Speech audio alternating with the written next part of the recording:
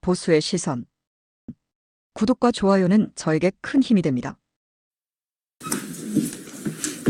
네, 부산 동래구 서지영 의원입니다. 아까 방금 격렬하게 서울대의 시진핑관 가지고 얘기들이 많았었는데요. 제가 알기로도 시진핑 도서관, 저도 한번 가본 적이 있었습니다. 서울대 한번 방문했을 때 그쪽에 한번 안내를 해 주시더라고요. 그래서 방문했었는데, 의자가 비치되어 있다, 치웠다 이런 얘기 하셨는데, 그 의자는 중앙도서관 6층에 있는 것으로 알고 있습니다. 철거를 아주 한 건 아니죠. 하고 있고, 보관을 잘 하고 계시고 있고, 그 다음에 제가 참 특이한 것은 아까 의원님들께서 수많은 학자들과 연구자들을 위해 그런 시진핑 도서관에 비치되어 있는 여러 가지 그런 자료들이 필요한 거 아닌가 이런 얘기를 하셨는데, 총장님 서울대 시진핑 관 안에 있는 도서 대출 얼마나 된지 아십니까? 총장님? 예, 정확한 예, 총장님 거기까지 기억 못할 수 있죠. 워낙 미미하기 때문에 총장님이 기억하실 가치도 없는 것 같습니다. 2015년도에 시진핑관이 설치가 됐는데 특별관리 도서, 굉장히 중국과 중국 체제와 관련된 보안 자료 같은 거죠. 특별관리 도서가 11종인데 10년 동안 10회 미만 대출됐어요. 10번 미만. 제가 서울대의 지뢰에서 받아본 자료에 의하면 그렇습니다. 서울대가 거짓말하지 않는다면 사실이겠죠. 10번 이하 대출된 자료를 가지고 있는 시진핑관. 존재 가치가 있는지 잘 모르겠습니다. 아까 그렇게 여당 의원님께서 말씀하신 거 여러 연구자들과 학자들이 연구하는데 얼마나 필요하겠냐라고 하신 것이 실증적으로 그다지 필요하지 않다라는 것이 드러난 것 같습니다. 그런 측면을 서울대 측에서도 한번 검토해 봐 주셔야 될 것 같다는 생각이 듭니다. 이 정도 말씀드리고요. 그 다음에 아까 위원장님께서 여러 가지 중국의 헌법과 중국의 당의 그런 서열에 관련된 말씀을 드리고 체제의 차이에 대해서 말씀하셨는데 딱 한 부분에 제가 굉장히 이거는 위원장님께서 조금 정정하셔야 되는 게 아닌가. 중국이 그러한 공산주의 사회 체제를 가지고 헌법의 위치와 당의 서열이 다른 부분에 대해서 중요한 지적을 해주셨고, 그럼에도 불구하고 우리가 외교적으로 전략적 동반자의 관계가 있다. 전략적 동반자의 관계가 있다는 것은 외교적으로 실용적으로 굉장히 중요한 부분이라고 생각합니다. 그러나 그 전제에 그런 체제의 차이에도 불구하고 모든 것을 수용하고 우리나라가 전략적 동반자 관계에 있다라는 말씀을 하셨어요. 모든 것을 수용한다는 것은 절대로 우리가 체제상으로 옳지 않은 얘기라고 생각합니다. 우리나라 국민들은 중국 공산당의 국가체제에 대해서 모든 것을 수용할 수가 없고 수용하지 않습니다. 그렇기 때문에 이 부분에 대해서는 위원장님께서 나중에 좀 정정해서 말씀을 해 주셔야 되는 게 아닌가. 이건 국가 정체성 차원에서 굉장히 중요한 부분이라고 생각하기 때문에 제가 말씀을 드립니다. 그 다음에 인천대 총장님께 묻겠습니다. 공자학원과 관련해서 여러 질의들이 있었고 제가 이번 국감에서 공자학원과 관련해서 여러 가지 문제 제기를 많이 했었습니다.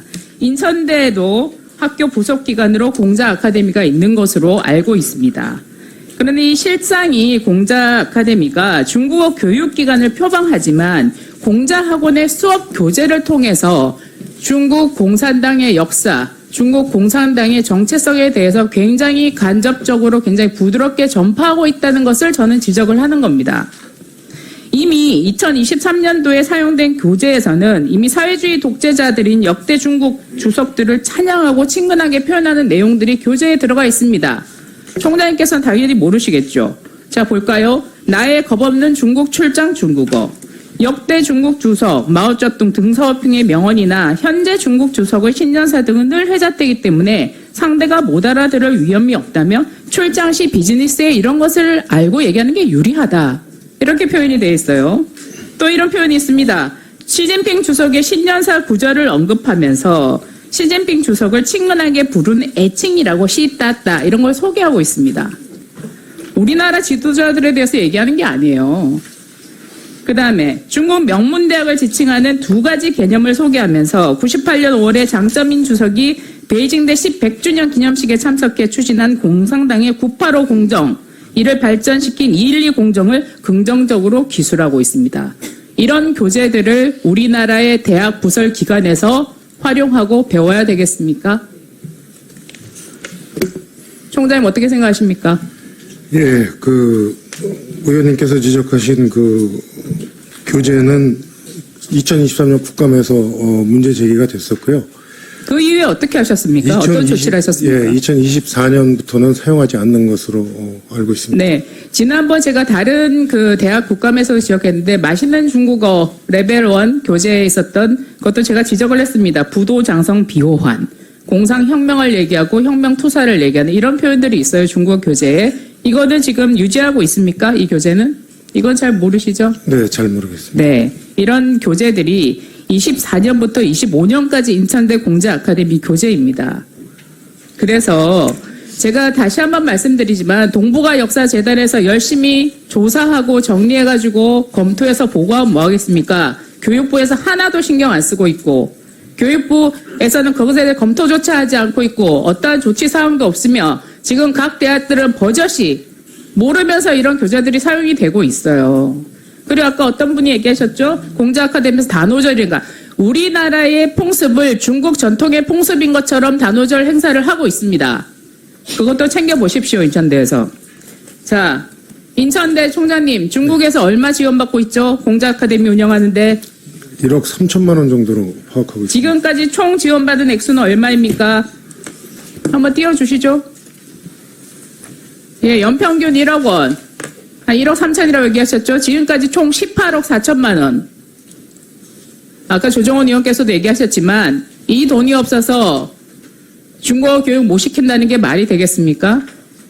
저는 인천대를 비롯해서 제가 이번 국감에서 여러 차례 지적했습니다만 공자 아카데미가 추구하는 그 저변에 깔려있는 여러 가지 사상적 침투에 대해서 명확하게 분석하고 여기에 대해서 대응하고 교육부와 비롯해서 전국의 공자 아카데미는 다시 한번 이것에 대해서 전수조사 계획을 세워주시고 그 계획과 실시 계획에 대해서 의원실로 반드시 보고해 주시기 바랍니다. 인천대는 이 부분을 면밀하게 검토해 주십시오. 그리고 중국어 교육 필요하다면 교육부에 예산 신청하십시오.